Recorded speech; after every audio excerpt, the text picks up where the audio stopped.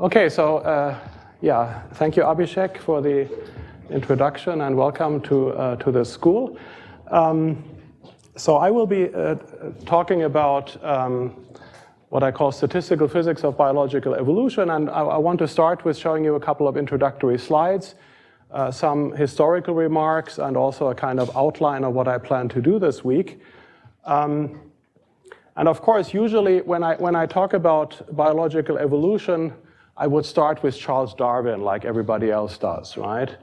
Now, however, I was just the last couple of months I have been spending in Edinburgh, and one of the things I learned in Edinburgh was that the discovery of the principle of natural selection was actually, there was a precedent to Darwin's discovery of the principle of natural selection by a Scottish scientist who is largely unknown, and this is this gentleman, Patrick Matthew, who wrote a book in 1831, so about 20 or 30 years before Darwin published his theory of evolution.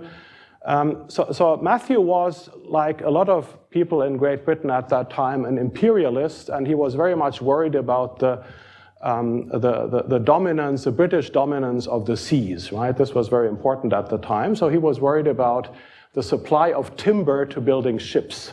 So his book was about naval timber and arboriculture, and his point was that because people didn't understand the principle of natural selection, the way they grew forests led to a deterioration of the quality of the timber, and this would in the long term be a threat to British world dominance.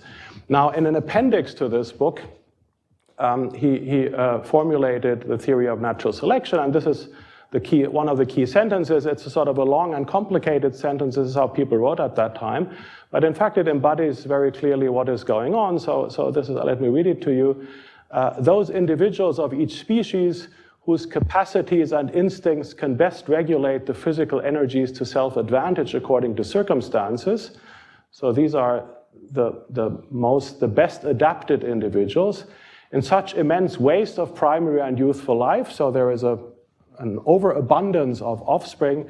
Those only, so these most adapted, those only come forward to maturity from the strict ordeal by which nature tests their adaptation to our standard of perfection and fitness to continue their kind by reproduction. So only the most best adapted ones will prevail, which is sort of in a nutshell the principle of natural selection. What is also remarkable is that he uses the term fitness, which actually Darwin never used and which was introduced into the theory of evolution only much later, and which will play a very key role in these lectures. Now, as I said, so Matthew, when Darwin published his book, Matthew wrote a letter to him, and Darwin later acknowledged that Matthew was actually, came up with this idea before him. Nevertheless, by and large, nobody knows about him apart from a few people in Scotland. Even my Scottish colleagues, most of them didn't know about him. And the reason is, and this is from Ernst Mayr, a historian of biology, who says the following: Patrick Matthew undoubtedly had the right idea, just like Darwin did on September 28, 1838. So this was where, according to his diaries, Darwin came up with the idea. But he did not devote the next 20 years to converting it into a cogent theory of evolution. As a result, it had no impact whatsoever. Okay, so this is, I think, a cautionary tale for you as aspiring scientists. It's not always enough to have a good idea. You also have to make sure that it becomes known, and you have to elaborate on it. Okay. So much for the very early history. Then, of course, came Darwin, and the principle of natural selection became widely appreciated. But of course, Darwin was not a mathematician. He was not mathematically trained. So at the time, there was no quantitative theory of evolution. And in fact, there could not have been a quantitative theory of evolution at that time because people didn't understand how heredity works. Okay, so there was a crucial element missing in Darwin's theory, which was the nature of heredity, and the fact in particular that heredity occurs in terms of discrete elements, what we now call genes, and the genes have sometimes been called the atoms of heredity. And so this is a quotation from 1933. The gene is to the student of heredity what the atom is to the physicist. No one has ever seen a gene, just as no one has ever looked upon an atom. So nowadays, of course, this statement is no longer true. In 1933, it still was. So this was before the discovery of, before the structure of DNA was solved. When people knew about DNA, but they didn't know what it is. And of course, at that time also, there wasn't any method to directly image atoms. Nowadays, all of you have seen images in scanning tunneling microscopy of individual atoms, and molecular biology has been able to look at genes in very great detail. But the key point that I want to emphasize here is that the hereditary material is discrete. This is something that was not known to Darwin. It could have been known to him because Mendel published his laws in 1865, but just like Patrick Matthew, they remained completely unnoticed. These Mendelian laws were rediscovered much later at a time when Darwin's theory was already well established. And eventually there was a Nobel Prize for the theory of the gene to Morgan in 1933. Now, at the time when the discreteness of the hereditary material was rediscovered, it was actually perceived as to being in contradiction with Darwin's theory, because Darwin had emphasized that evolutionary changes occur very gradually. So his picture, which was heavily influenced by geologists, in particular Lyell, who had emphasized that the way the shape of the Earth and the landscape changes is through the accumulation of very small processes of very small amplitude. So Darwin had this picture of essentially an infinitesimal process of evolution, and now came these people and claimed that there were these discrete changes, and of course, individual mutations can have very dramatic effects on organisms. So there was a kind of jump-like evolution, and this was perceived to be in contradiction with Darwin. And at that point, it really took the development of quantitative theory to bring these two pictures together, and this is where mathematical population genetics comes in, and this was essentially the work of a few key figures, Ronald-Fisher, J.B.S. Haldane, and Sewell Wright. And what they achieved was later called the modern synthesis. So the synthesis meaning that they synthesize Mendelian genetics and Darwinian evolution. And the reason why I'm emphasizing this is because it's really a way of thinking that is very close to what we do in statistical physics. So this is a quotation from Sewell Wright. Again, it's a long sentence, but I think it's a very, very important sentence. So let me go through it. The evolutionary process is concerned not with individuals, but with a species, an intricate network of living matter, physically continuous in space-time. So this means it's, a species is living in space, so there is a spatial structure to it, but it's also living in time because it's reproducing in time, right? So you're sort of connected in time to your ancestors. With modes of response to external conditions, which it appears can be related to the genetics of individuals only as a statistical consequence of the latter.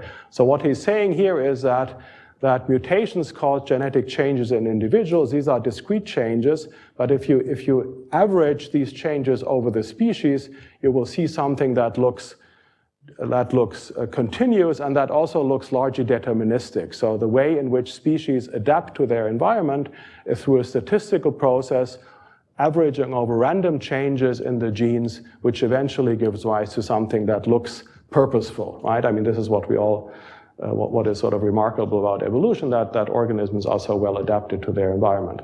And so this is and this is clearly a kind of statistical mechanics thinking. This is very much the way in which somebody like Boltzmann or Maxwell would have thought about the emergence of hydrodynamics from the laws of Newtonian mechanics on the level of the molecules or atoms.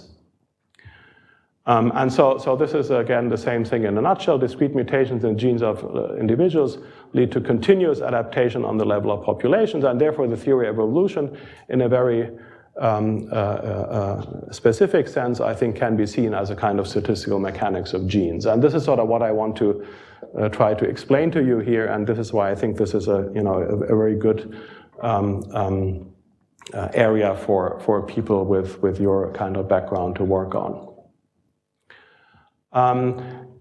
Now, as I said, this theory was developed in the 1930s, and much of what or considerable part of what I will be telling you about here is actually, quite old in that sense.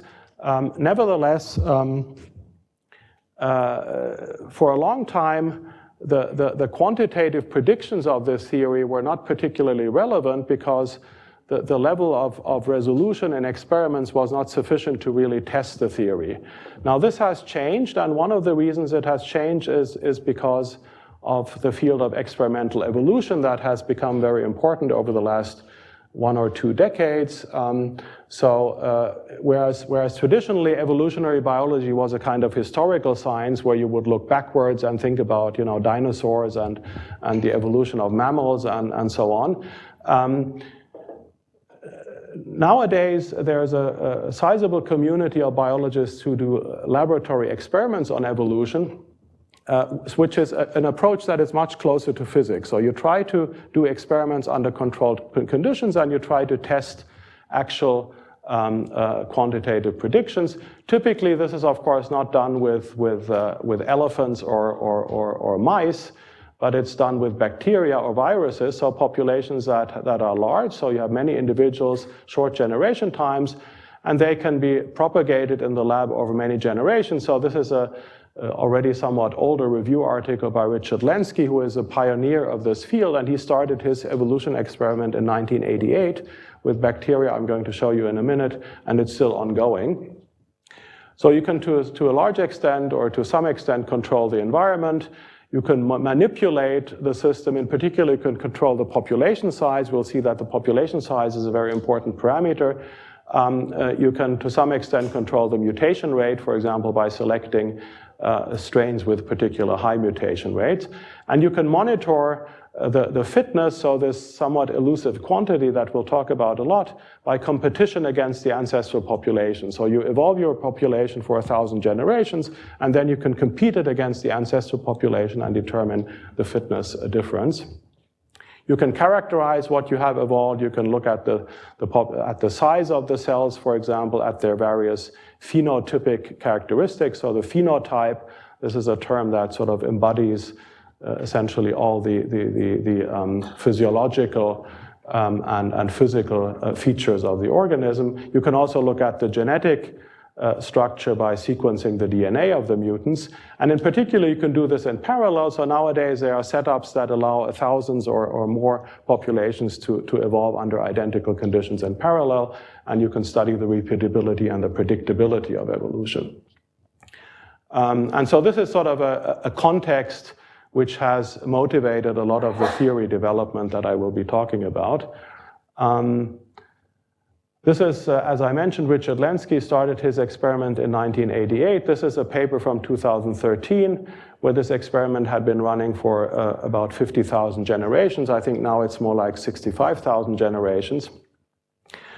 This experiment started out with 12 populations of E. coli bacteria under rather nutrient-poor conditions. So these bacteria are finding themselves in a rather unfavorable situation. They can live, but they don't live very well. So there's a strong pressure to adapt.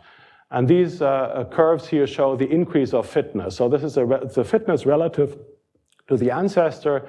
So this simply, so we'll talk about sort of quantitative measures of fitness later, but essentially this means that the relative growth rate, if you mix the two strains together, the relative growth rate, exponential growth rate of one strain relative to the other is this number, which may not seem very dramatic, but in fact there were lots of mutational changes occurring here. What you see here is one. So some of these mutations evolved into something called hypermutators, so they increase their mutation rate by several orders of magnitude, and you can see that this leads to a slightly faster increase of fitness.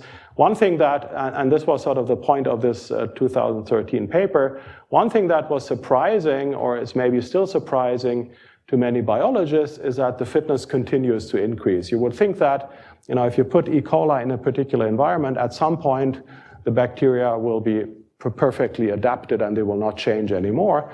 What one is observing, however, is that genetic change is ongoing, and the fitness, even between 40,000 and 50,000 generations, this fitness still significantly increases. If you wonder what kind of curve this is, I guess most physicists in the field at least believe it's a logarithm. Why it's a logarithm is sort of a more, you know, complicated question. I don't think we really understand that, but I can tell you more about that if you're interested. So as I said, during this experiment, there were some significant events. So this was something that happened around 30,000 generations, which gave rise to a separate paper in PNAS. And so here the bacteria, or one of the strains, discovered a way of exploiting a particular substance in the medium, citrate, which these bacteria typically don't eat. Okay, so this is essentially like, you know, if I keep you in this lecture room long enough, you will find a way of eating the table, right? So this is what these bacteria discovered, and so this led to a very strong. So this is the optical density in one of these colonies. So this led to a very dramatic increase in the growth rate for this particular strain, and so this was actually. You know, what they say in this paper is that in a certain way one could say that the bacteria are no longer E. coli, because E. coli, one of the features, one of the defining features of E. coli is that they don't metabolize citrate, right? So you could say it's probably maybe a bit too strong a statement, but you could argue in a certain sense that this is now a new species. And when this happened, this was, of course, so Lenski got into a lot of discussions with creationists in the US, because one of the arguments of the creationists is, of course, that you know, nobody has ever seen non-trivial evolution happen, and here you could actually see it in the lab. Okay, and this is just a sort of more genetic view of the same experiment. This is from the group of Michael Desai, a recent paper. So these over these 60,000 generations, every 500 generations, the strains are stored and frozen, and so you can sort of yes? What is the fitness of the species and how do we quantify it? Right. So basically, the way fitness is measured here is that you take you want to compare two strains, right? So you put a bunch of bacteria of one strain into the other. You mix them, say, at 50%, right?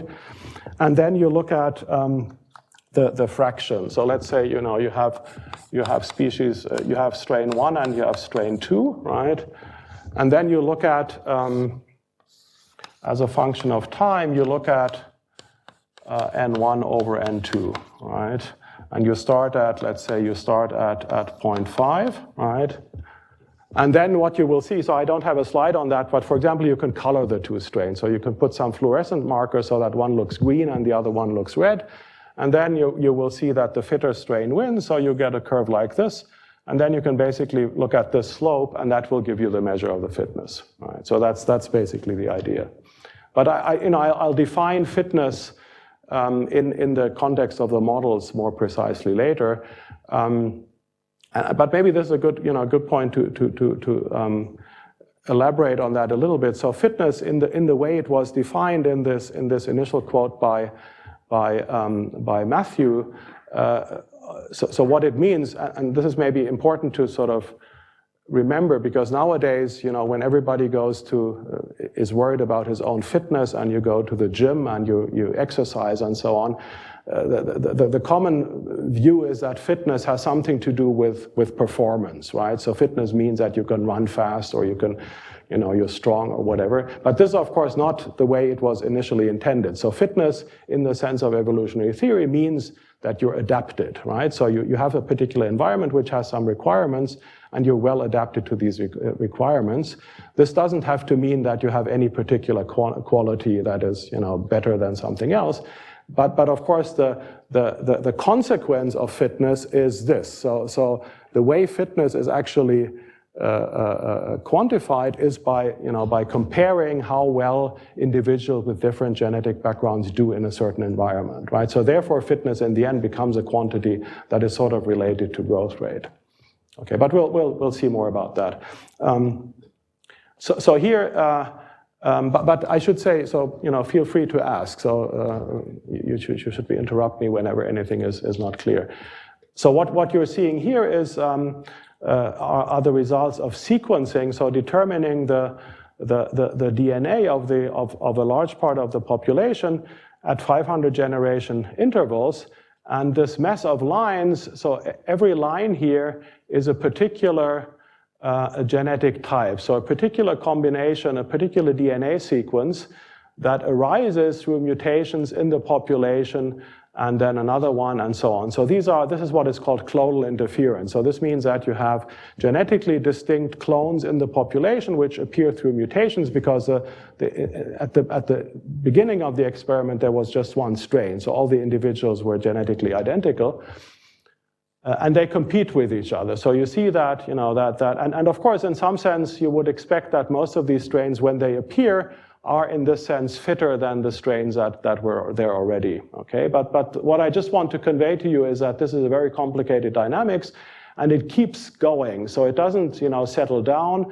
Even after 50,000 generations, you still have new diversity coming in. And this is one of these mutator strains where you can sort of suddenly see that the rate at which new strains come in is much, increases by a large amount, okay? So this is an incredibly complicated dynamics, and obviously, understanding it theoretically is quite a challenge, yes? So what is in the y-axis? Actually, I can't see from here. Yeah, so the y-axis is just between 0 and 1. So this just means that you have a certain genetic combination, and you're asking what is a fraction of the population that carries it.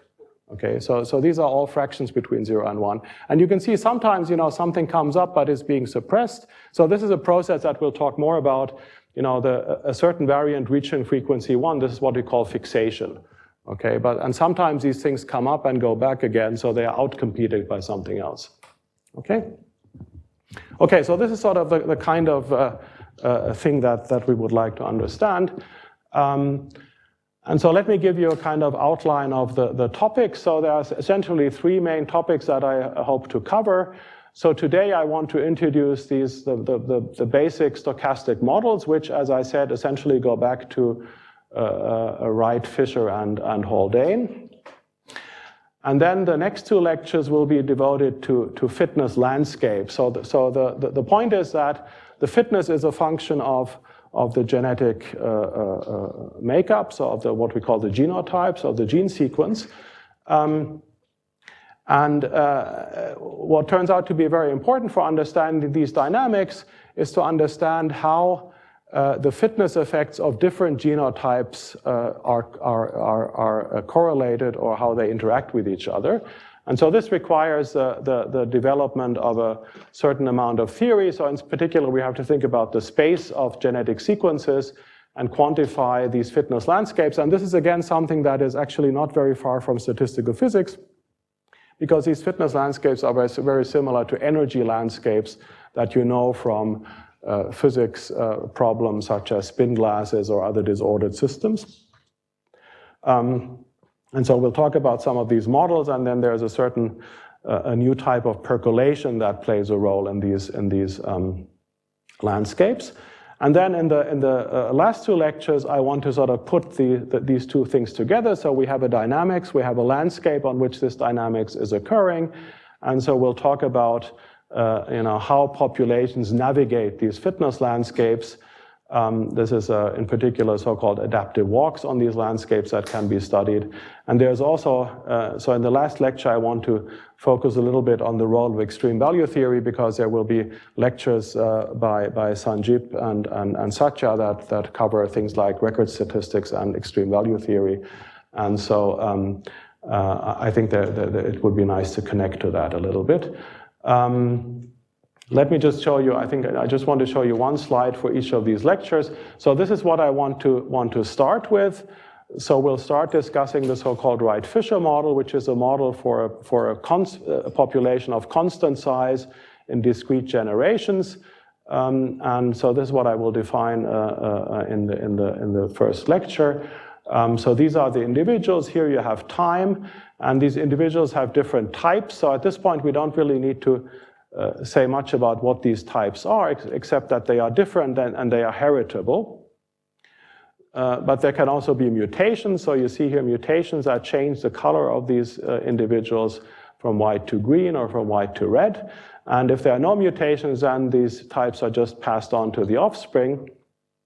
And in this context, we come to a kind of microscopic definition of fitness, which is the expected number of offspring in the next generation. Okay, so that's sort of what microscopically will govern the way in which a certain type spreads in the population.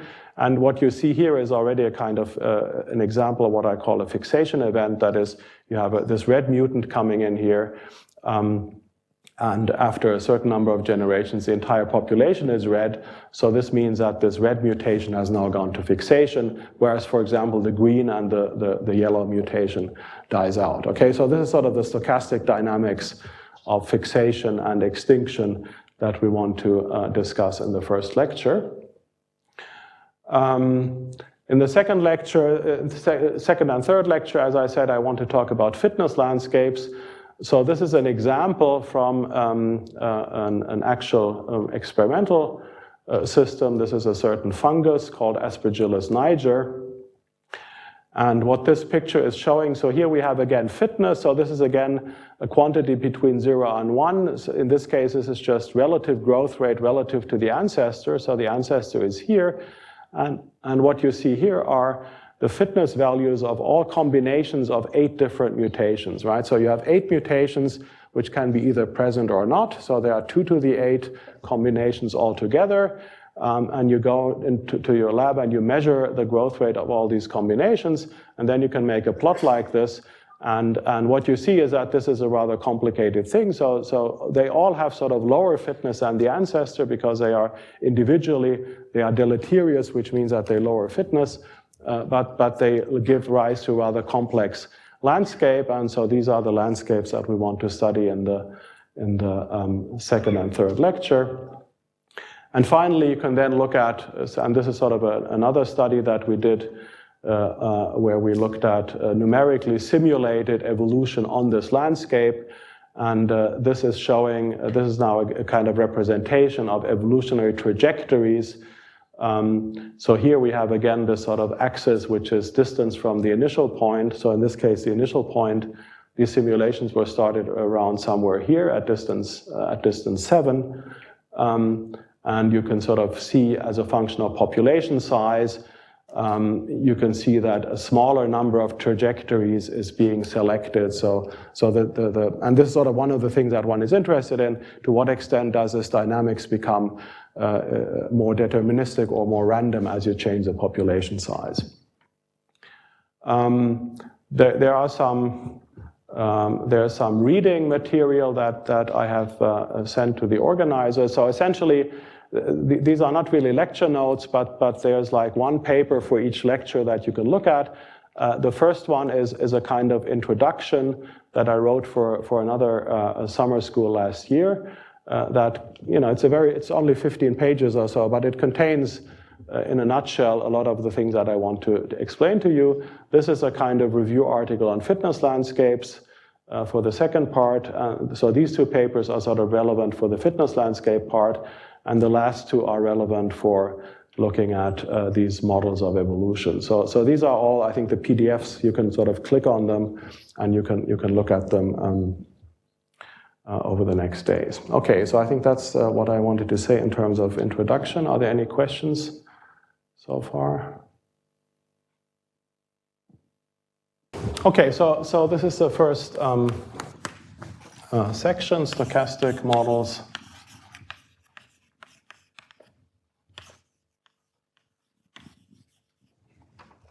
of population genetics.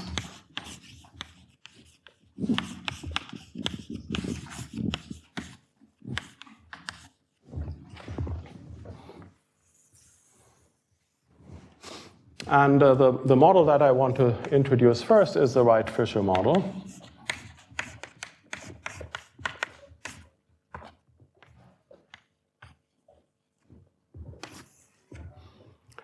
And so we're looking at a fixed number of individuals, so n will always be the population size, so we have n individuals.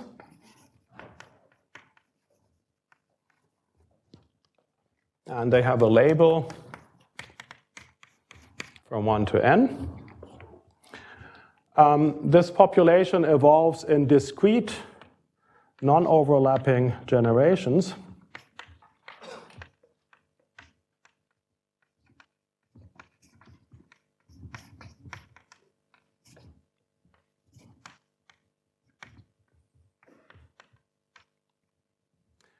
Which means that in one generation, the entire population is replaced. Okay, so this is not, of course, not how animals reproduce, but for example, for certain types of annual plants, you can imagine that in one generation, in 1 year, all the plants die and are replaced by plants in the next year. But this is not, none of this is particularly important. I think all these models are, of course, rather schematic, so one shouldn't take them too seriously biologically. So what happens now when you replace one generation by the next is that each individual leaves a certain number of offspring. Okay, so the individual I leaves ni offspring.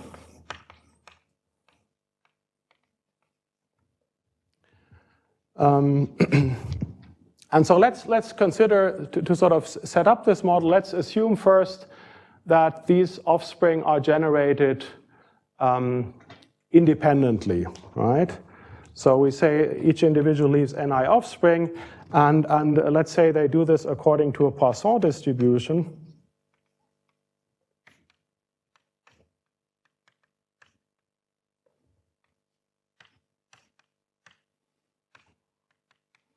Which has a mean which I call Wi. Okay, and so this is sort of is what will turn out to be the fitness. Okay, so this is the mean of the offspring distribution. Okay, and so then if this is what I do, so I have my population, I have my individuals, and I generate offspring according to this Poisson distribution. And then, of course, in the next generation, the joint distribution of these offspring numbers, because everything is independent,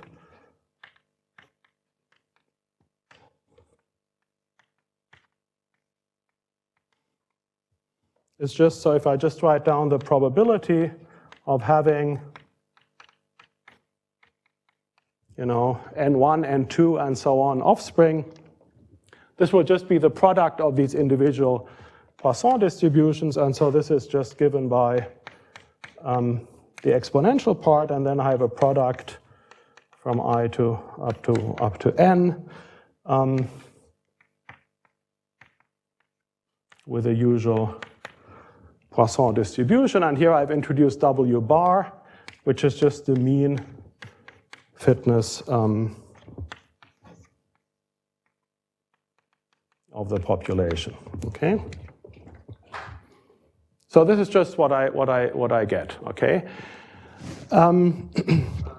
Yes. So the Poisson distribution ensures the fact that the offsprings are generated independently. Yes. this is sort of, okay, but this is not yet the model, okay? So this model has this is actually, if you formulate it in this way, this is actually what would be called a multi-type branching process, right? So this is actually, so in a branching process, you just generate offspring independently. Now, the problem with this model is that, as you may know or not know, it's not particularly important, but a sort of very fundamental feature of branching processes is that they either explode or they go extinct, right? So if you do this according to this procedure, then your population, depending on your choice of these WIs, your population will either explode or it will go extinct. Okay, so this is not what we want. We want to, and the reason why we don't want it is simply because in nature, you know, there's a resource competition and so on. So we want to introduce a constraint that makes sure that the population size remains fixed. Okay, so the problem with this, so this is this independence implies that the population will explode or go extinct.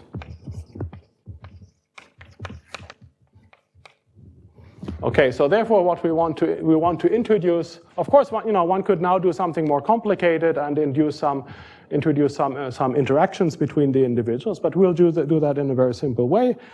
So we want to model resource competition in a simple way.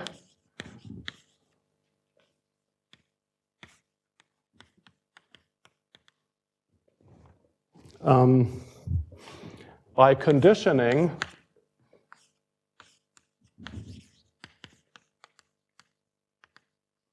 on a fixed population size.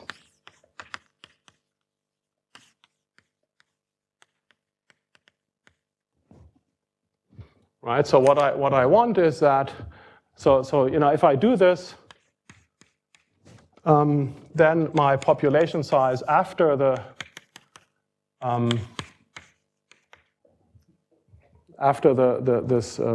creation of the new generation is just the sum over the ni's, and I just want to condition on this being equal to n. Okay, so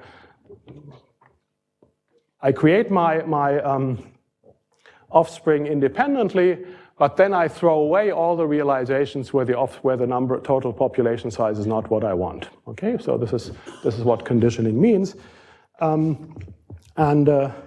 now the key observation here is that, yes?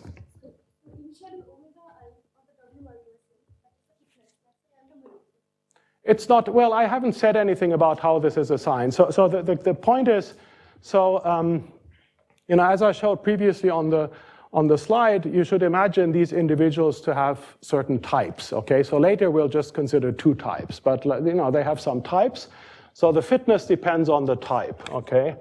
This is a function of the type. And this is something that I assign in the beginning and then I don't change it anymore, okay? So at this point there are no mutations. So the fitness is just passed on to the offspring, right? So this is sort of passed on to the offspring.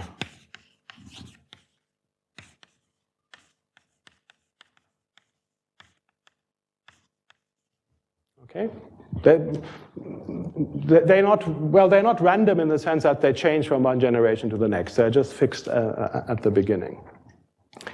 Now the key observation here is because these individual offspring are Poisson variables, also n prime is Poisson. Okay, so n prime is Poisson distributed. And this makes it very easy to write down the conditioned joint distribution.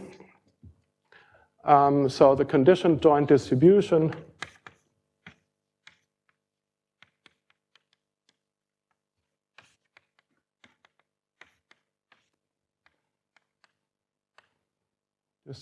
is now,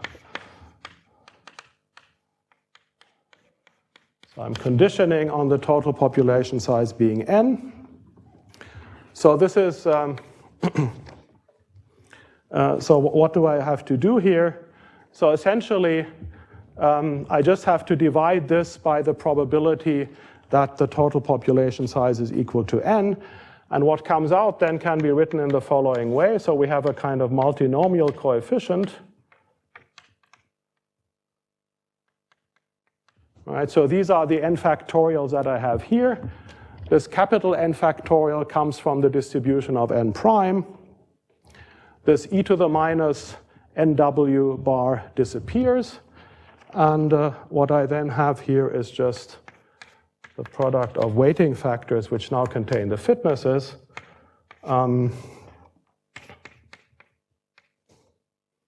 Which looks like this. So this is what is known as multinomial sampling.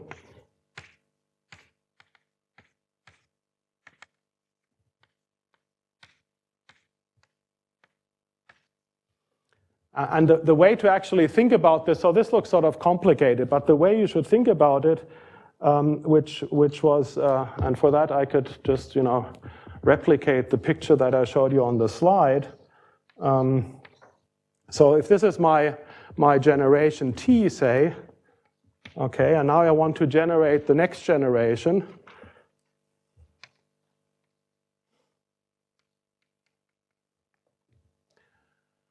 And so what this means is that obviously I have to, so each individual here has to have an ancestor in the preceding generation, right? This is, of course, I didn't say this explicitly, but all of this is sort of asexual reproduction. So think about bacteria or something like that.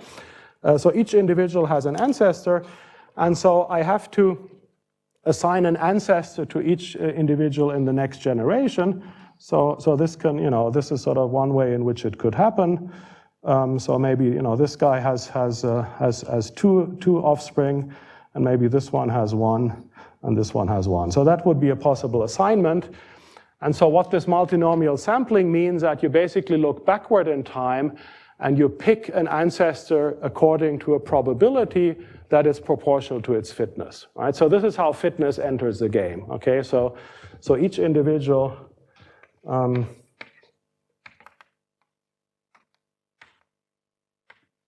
In generation T plus 1 picks an ancestor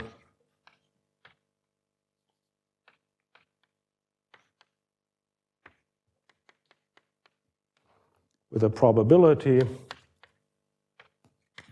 that is simply Wi, and this is what is written here. So this is Wi divided by n times W bar, which is nothing but the relative weight of fitness I compared to all the other fitnesses, right? So this is sort of,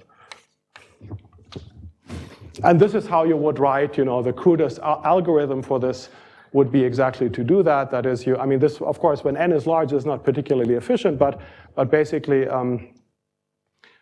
you look at your population backward in time, and you pick an ancestor from the preceding generation. Okay. So the actual experiment with the bacteria, the number is actually increasing, right? Yes. So there, I guess is this equivalent to just taking from the next generation, just taking n guys? Right. So what happens? That's a good question. So what happens in the experiment is that, and so these experiments are typically, at least the Lenski experiment, is a so-called serial dilution experiment.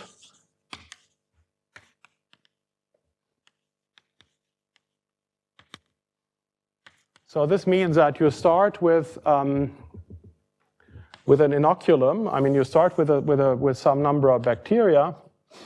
And then these bacteria undergo something that is called exponential phase, so the population grows exponentially. So, sort of a basic fact about bacteria is that if you put them into a nutrient, they initially grow exponentially, but eventually they enter something that is called stationary phase, when most of the nutrients have been used up. This you try to avoid in these experiments, so you let them grow exponentially, and then, after one day, say, this I think what happens in the Lenski experiment, you take a small fraction of this population and you put it into a fresh medium, right? So you have a kind of, you have an initial population size and a kind of final population size. And then you just keep going, right? So this would be to this day 2 and so on, right? So this is serial dilution. And this dilution ratio would typically be in these experiments would be something like a 10 to the 2 or 10 to the 3, right? So you let probably more like 10 to the 3. So you let the population grow. And so on average, the population size is still constant. And so the way, so you know, if you wanted to compare a Wright-Fisher simulation to an experiment like this, you would have to translate the population size in some way. I mean, this of course neglects some of the dynamics during these serial dilution stages, but this is what is typically done, right? So n is sort of constant on average.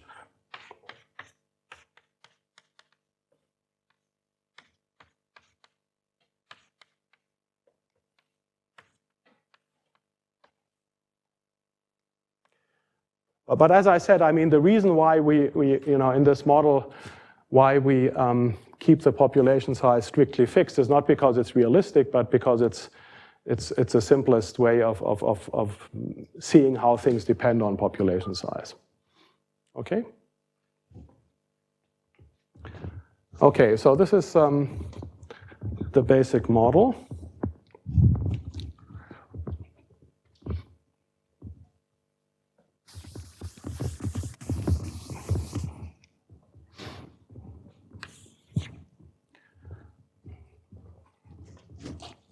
Okay, so now we can use this model to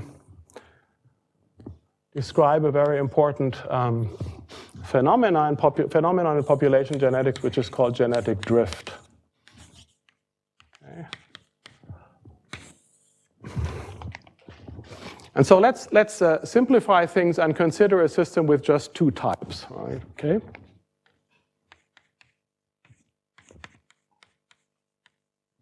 Which I call A and B. Right? So we just have 2 types of bacteria, A and B. And moreover, to make things even simpler, we assume that they have the same fitness. Okay?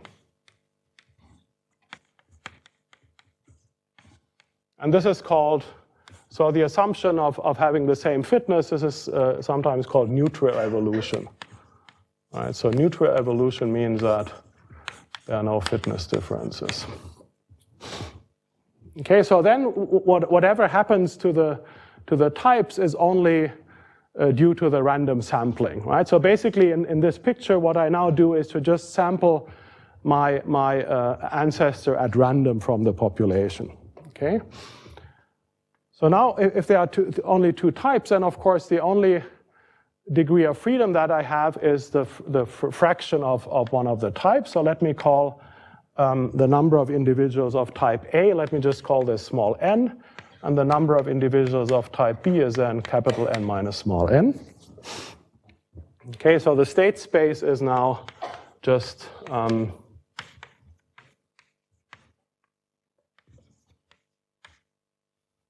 numbers from 0 up to n, right? So this is the number of A individuals, which can be between 0 and capital N. And now we can write down the transition probability for this Wright-Fisher model.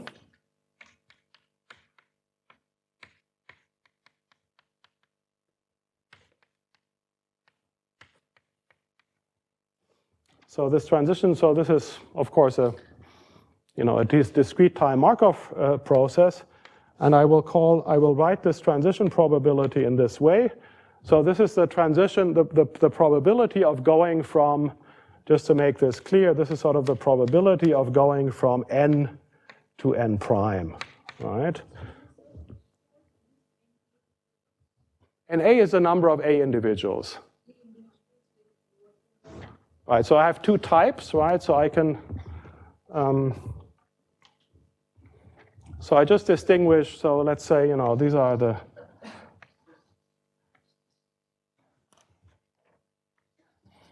right, so these are B and these are A. So here NA is equal to 3. I just distinguish, you know, I distinguish between blue and red bacteria, right? They have the same fitness, but one is blue and the other is red. And so NA is just the number of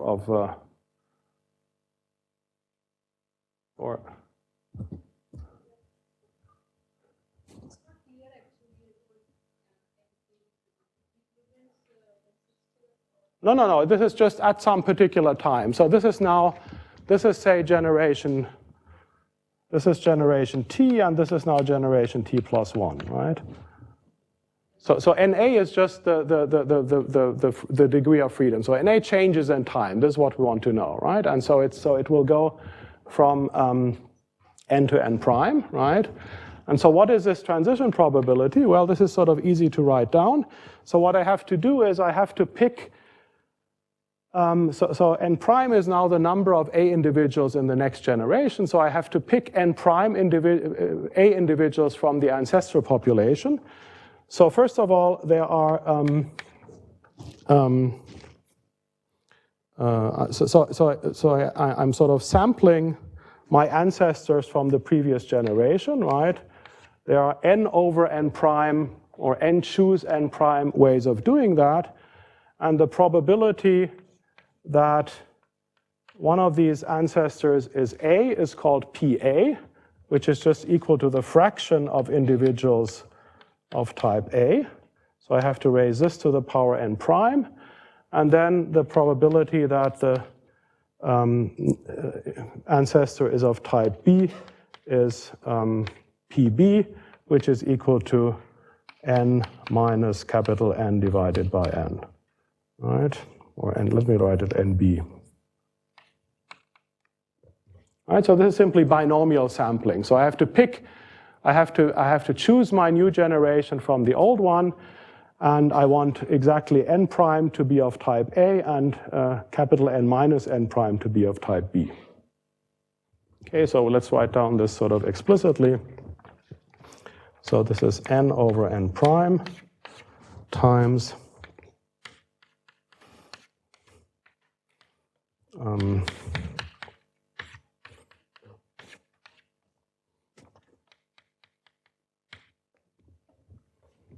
right, so this is my transition probability. This is, so I have, initially I have n A individuals, and I want to sample n prime of those, and this is the probability with which that occurs. Is that clear?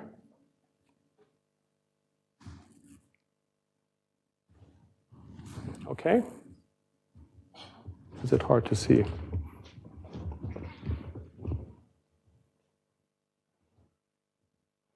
Yeah, this thing should be curved, right? Huh? Bigger. Okay, let me try to do that. Yeah, but then okay. Okay, so let me write it. Light it once more here, right? So that might be a good idea.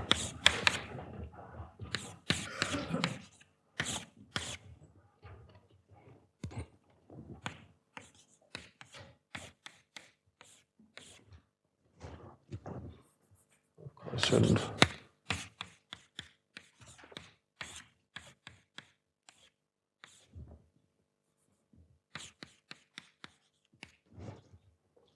That better? N prime. T of n prime.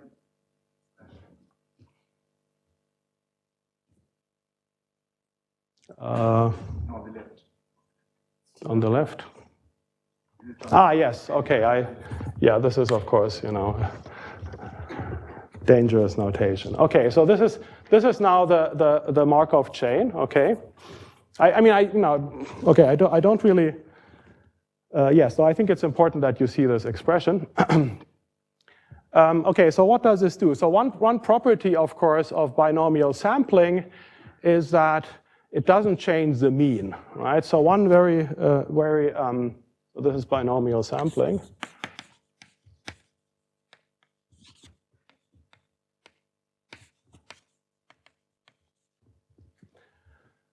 So on average, how many individuals of type A will I have? So let me write this, the expectation, right? So the expectation of m prime given n, what is it?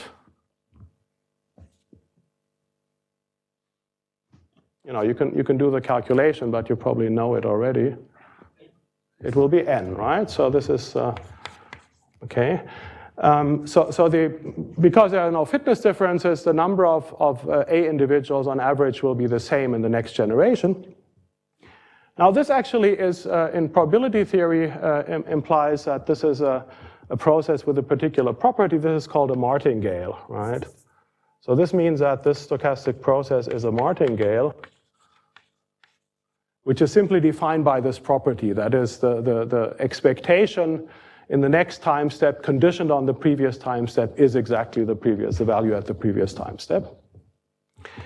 Now, and this will become important a little bit later. Now you might think that this means that the population doesn't change, okay? I think that this means that the population just stays the same, but this is in fact not the case, and one way of seeing that, a sort of a classical calculation in population genetics, is to look at, instead of looking at this expectation, to look at something that is called the heterozygosity.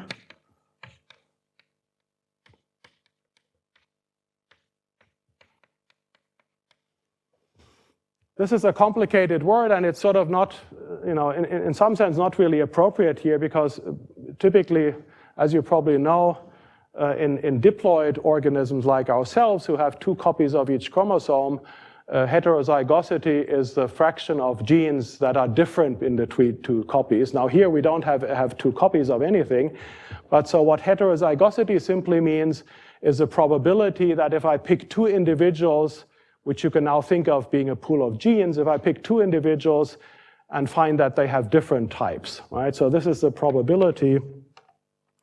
So this is the probability that 2 randomly picked individuals are of different type.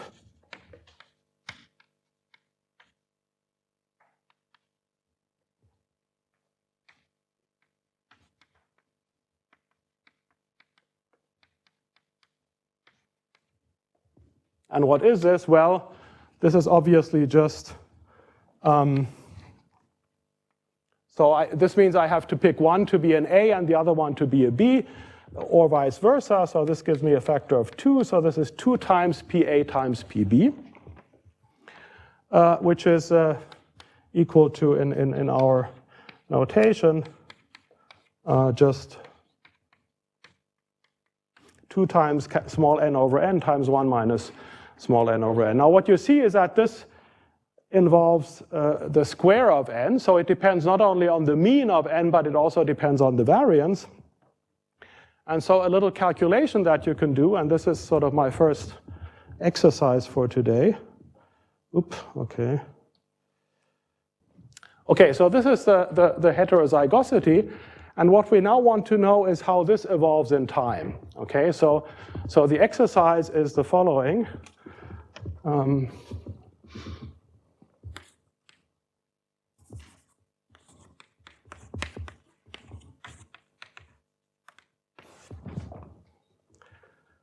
And I'll give you the answer. So what we want to calculate is the expectation of the heterozygosity in the next generation. So let me call this n prime, okay? Given that I have n individuals, so n prime is equal to, by the same argument, 2 n prime over n times 1 minus n prime over n. So this, I want to calculate the expected value of the heterozygosity in the next generation, and to show that this is equal to not h, but equal to h times 1 minus 1 over n. Okay, so this is multiplicative. So this means that whatever the heterozygosity was in the previous generation, it is decreased, okay? Which means that the population loses diversity over time.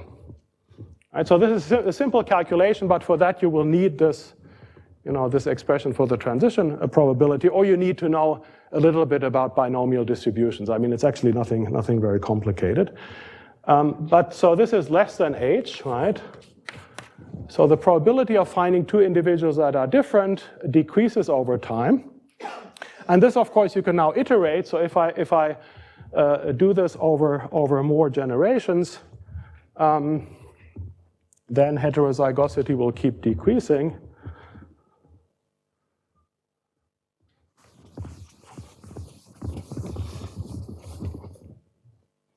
So after t generations,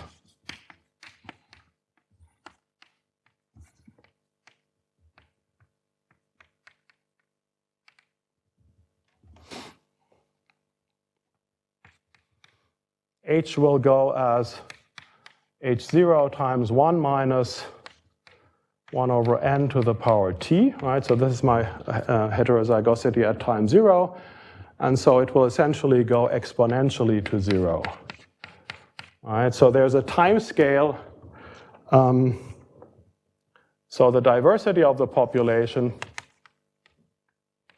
diversity meaning, having different types. So diversity decays on the time scale, which is of order n, of order of the population size. Now, why does this happen? Well, it's actually not very difficult to understand. So if we think about some individual trajectory, so let me write here the frequency of type A, which I call x. So x is equal to n over small n over capital N. And so how does this develop over time? It's basically doing something random.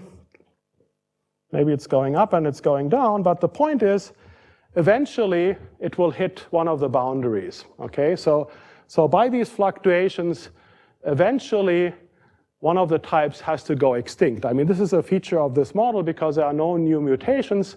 So, if I'm in a state with all A, then I have to stay there, right? So we have absorbing states, and in time, eventually the population will hit this absorbing state. And so in the ensemble, the probability of not having hit the absorbing state yet will go to 0, and therefore diversity is lost. And this is what is called genetic drift, okay?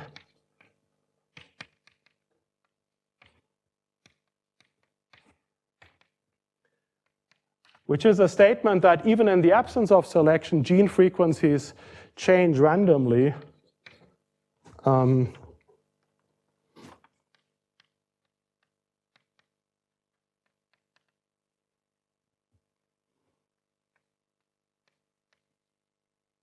Change randomly due to the sampling effect.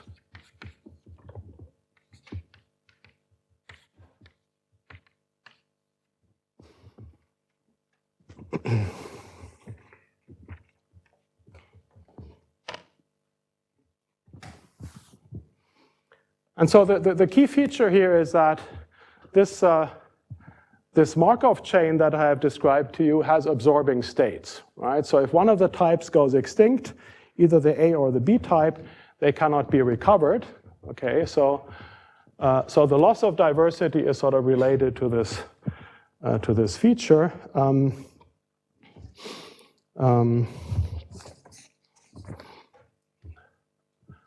So this Markov chain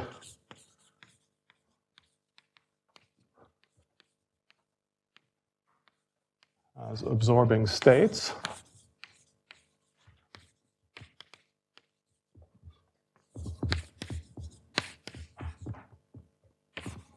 Which are at n equal to 0 or at n equal to capital N. Right, and this is sort of, you can also see this from this expression that if you're at capital N, then the only place where you can go is to be at capital N again in the next step. And as a consequence, of course, this Markov chain also doesn't have any non-trivial stationary state. I mean, this is also something you can check. You can try to find a stationary solution, and you find that the stationary state is the stationary distribution of this Markov chain is a superposition of a delta, a Kronecker delta at the two absorbing states.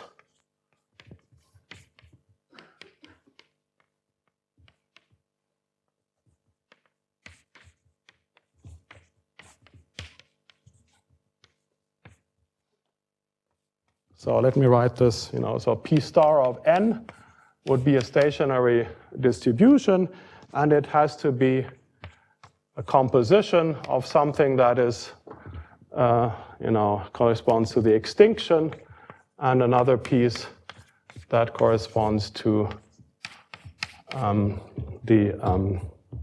all individuals being A. So this part is extinction of A. And the other thing, so this means, in this picture, this would be an extinction event, and of course, from the same initial condition, I could also go up here and end up here, and this is called fixation. Okay.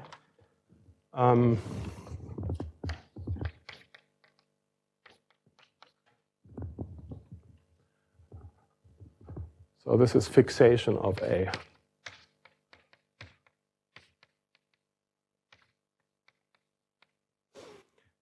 And of course, fixation of A means extinction of B and vice versa.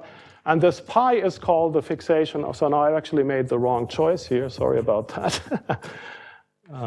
So let me change that. So I want pi to be the fixation probability. So pi is the fixation probability.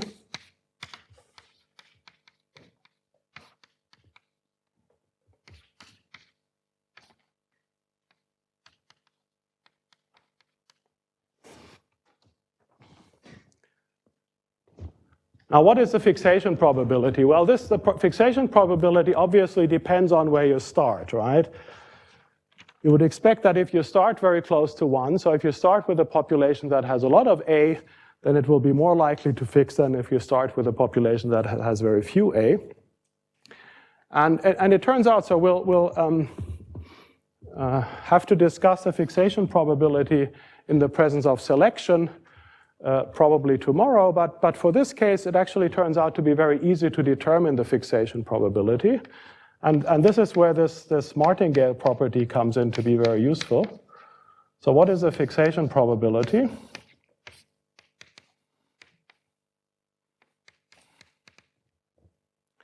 And so the observation is that it's this martingale property, so use the martingale property.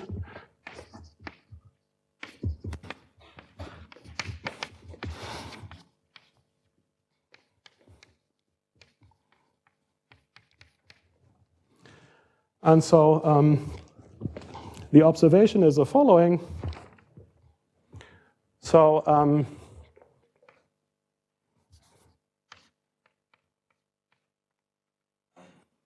the expectation of n, so the expected number of A individuals doesn't change over time. Okay. So at time equal to 0, it's equal to n. And what is it in the stationary state? Well, in the stationary state, this doesn't give any contribution. So in the stationary state, it's just equal to pi times capital N, right? And of course, pi will depend on small n, right? And so you see that this is sort of in the stationary state, so this is t going to infinity. And these two things have to be the same, so the fixation probability is simply small n over capital N.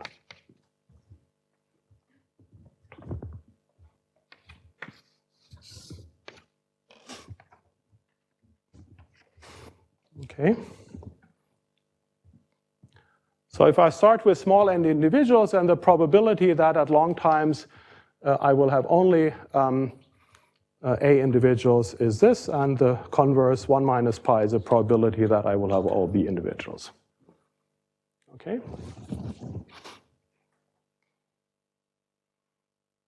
Is this, yes?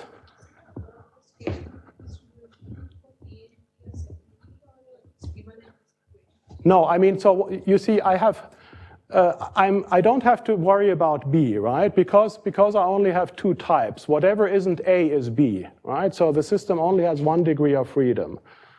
So basically, so you take this Markov process and you'll run it for a very long time. Okay, so usually for systems without absorbing states, you would then converge to some eigenvector of this matrix. Right? Now here, because of the way the system is being set up, because there are these absorbing states, so if all the B individuals have gone extinct, they cannot come back, and the same for the A individuals. So at long times, the only possible outcome is that you have all Bs or all As, right? And so the stationary distribution, if I write it in this way, is a kind of weighted average of these two possibilities, and this is the probability that the A individuals win. Okay? Yeah. Distribution of the time of Sorry, the distribution of the time. Probably. I mean, essentially, and this you can already see from this argument. So the time to extinction is of order n, right? And I think it can be. I mean, all of this can sort of be done, you know, in detail. Okay.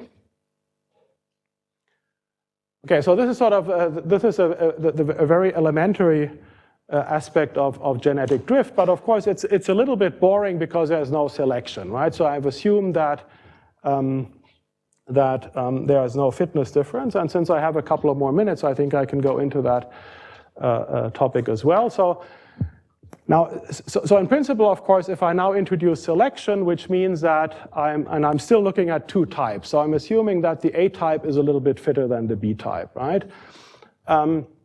Then, of course, this issue with the absorbing states is still the same, right? But now we expect that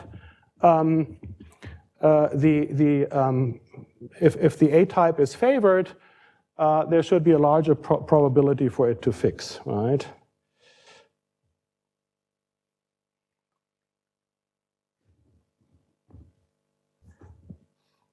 Okay, so now let's look at the case with selection.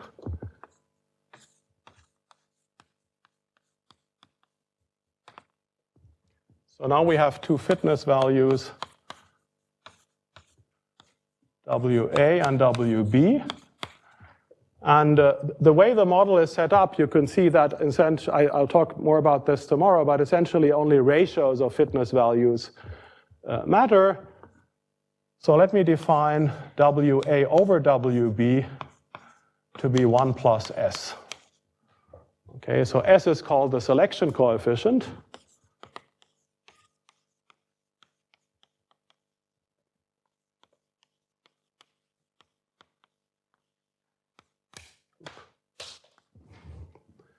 And when S is positive,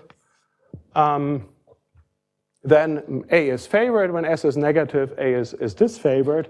So S positive, and so the notion is that in this case a mutation. So if I mutate, I haven't really talked about mutation so far, but in this case a mutation from B to A would be called beneficial. Okay, I'll talk more about that tomorrow. Not important at the moment. Okay, so now we have a fitness difference. Now, of course, the states, the two absorbing states will still be absorbing. Okay, so at long times,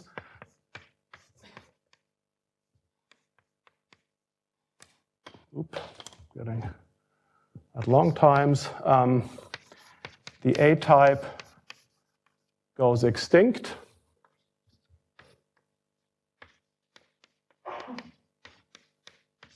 Or fixes. But now the fixation probability, of course, will depend on S. Okay, with a fixation probability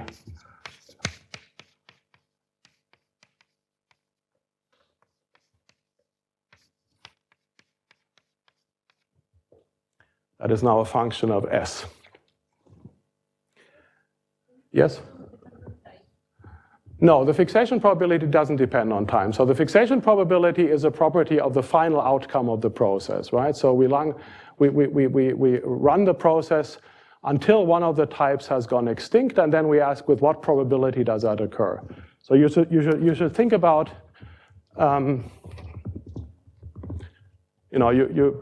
suppose we always start with the same number of individuals. we run the process many times and we count how many trajectories end up here and how many trajectories end up here. So this is not a time-dependent quantity. But there will be a bias, right? If there is selection, then there will be a bias, and the A-type will be, if S is positive, I expect that the A-type will be favored.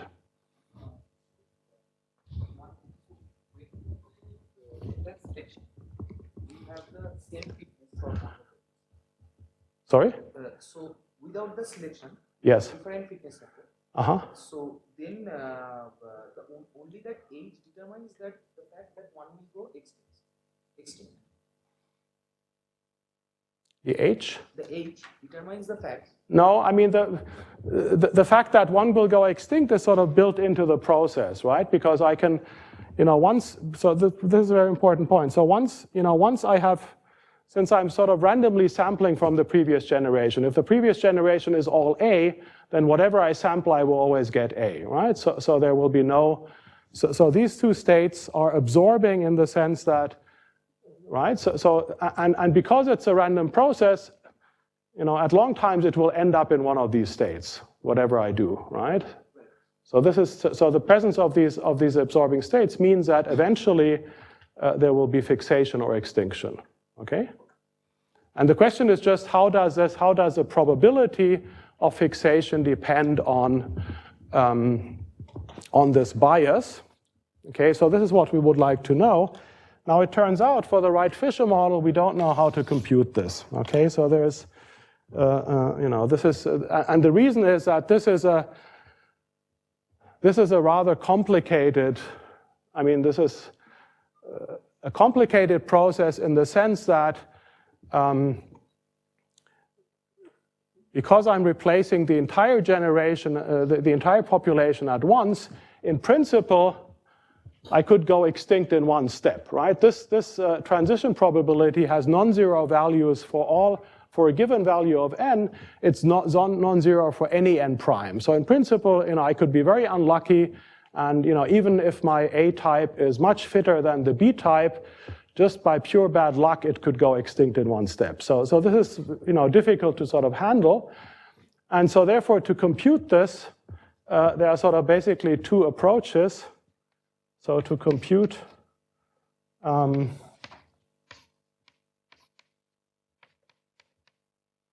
of S, there are two approaches.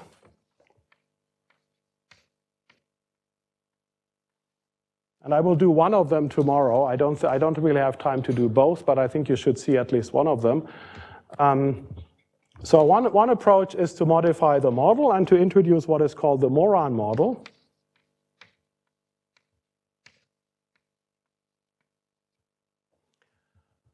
The other approach that is maybe a bit more, closer to what a physicist would like to do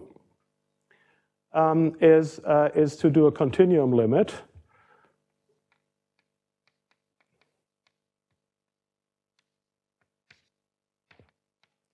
And so this is a kind of an asymptotic theory for large n. And the quantity that becomes continuous is this frequency. Okay, so basically what we will do, and maybe this is sort of the more attractive thing to do. I have to think about that. So what we do is that we replace this continuum limit by this relative fraction of A individuals by a continuous variable on 0, 1, which then satisfies a kind of diffusion equation. So this is called the diffusion theory.